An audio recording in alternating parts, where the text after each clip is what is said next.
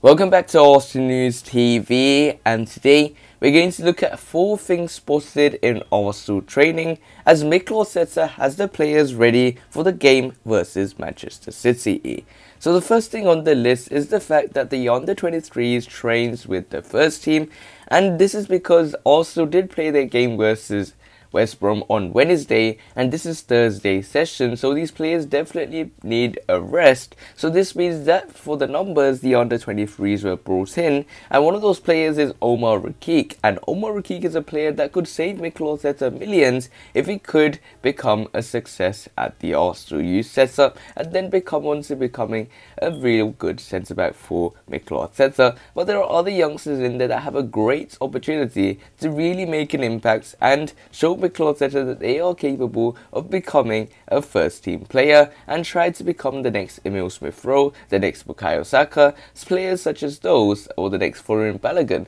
players such as those that are trying to burst onto the first team. And there's another player here, the new signing Omar Barif, who was brought in from Fulham, and he has a real good record for Fulham, and he was brought in for Arsenal and he has already scored his first goal as well. But when it comes to strikers, we definitely need some replacements, and he could be a great option for Mikel Arteta, someone that could save Mikel Arteta millions once again, because there are other players in that team such as Kilo Taylor-Hart, who's a right back who can also operate and really burst onto the first team, which are positions that definitely need filling in terms of my opinion. But there are also players that have been now sent out on loan. There are talks of Aziz being sent out on loan to Portsmouth. There's a video on that lately. I've put in my latest video, on my late video before this. And when it comes to players such as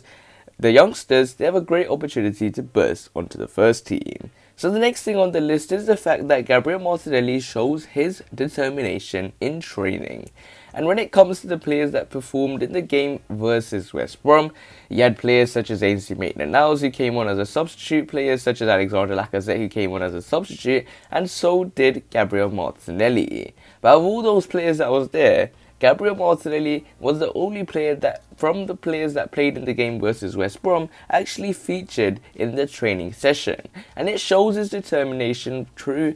and once again, because remember when he came back from the Olympics, he was back in training, he didn't need an extended holiday. This guy cares about this football club and he cares about his football as well. And when it comes to Gabriel Martinelli, he has a great opportunity to start at left wing versus Manchester City, given Bukayo Saka doesn't return from injury, because he did have a knock in the game versus West Brom, and Mikel Arteta said that we will see in the latter stages if he's able to feature. But Gabriel Martinelli for me is still a decent replacement to Bukayo Saka. Even though Bukayo Saka is still a mile ahead, Gabriel Martinelli has a great opportunity to show what he's capable of, and down that left flank is something that Mikel Arteta can use and really make him a success at this football club. I mean, talking about youngsters, I think Gabriel Martinelli is someone that could be at this football club for the next 10 years, but he has to be consistent now. It's time to now get that season back where he scored 11 goals when he had double figures under Unai Emery. It's now to repeat that under Mikel Arteta and really get Arsenal up and running this season after they got that victory versus West Brom. But it's now to build on from that victory and at least try and get some form of result versus Man City. So the next thing on the list is the fact that Charlie Patino becomes a first team player, and you can clearly see why he is a first team player, because when you compare him to the other under-23s that were there, they all had under-23 Arsenal bibs. But when it comes to Charlie Patino, he is someone that doesn't have the bib, so which means he is someone that has been promoted to the first team in my eyes, because he is someone that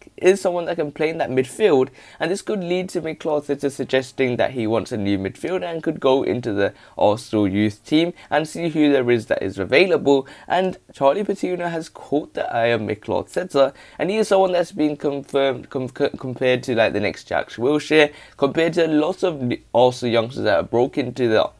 under 18s, under 23s, the whole Haaland Academy, and came on to become a first team player. And Charlie Patino is someone that is in that list currently, because he is someone that is featuring with the Arsenal first team rather than the under 23s. And I think he could have a similar style of promotion to the likes of Bukayo Saka,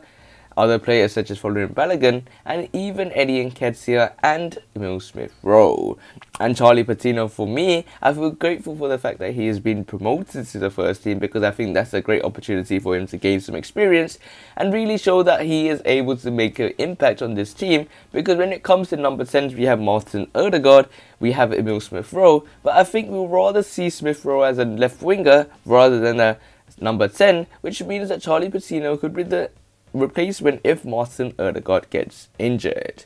So the final thing on the list is the fact that Bernd Leno looks happy in training even though he has tough competition. And Bernd Leno is someone that is going to face fierce competition in that goalkeeper position. There's no more chance to play in third gear or second gear, because now Aaron Ramsdale, after that performance versus West Brom, I expected that to happen because everyone really wanted the fans that really cared for Aaron Ramsdale to make an outstanding performance, and he did make an outstanding performance, because that now reveals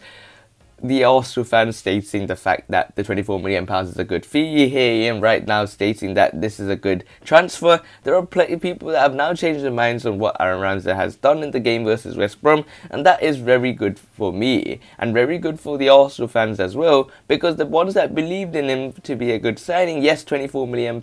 for me is a good signing. I know up to £30 million is something that I do not disagree with to a very large extent. I know Arsenal did overpay for this player, but they brought him into the fact that he has a lot of potential and he has a great opportunity to come in and really become an impact for the next 10-20 years or 10-15 years. We see what Gigi Donnarumma is doing at Paris Saint-Germain. He is in the under 23 to 24 age bracket as well, and he is someone that has been brought into the PSG setup when you have players such as Keylor Navas at the football club still. So this could be a similar thing that happens with Arsenal, with Bernd Leno still smiling in training, but his future is very uncertain given Aaron Ramsdale's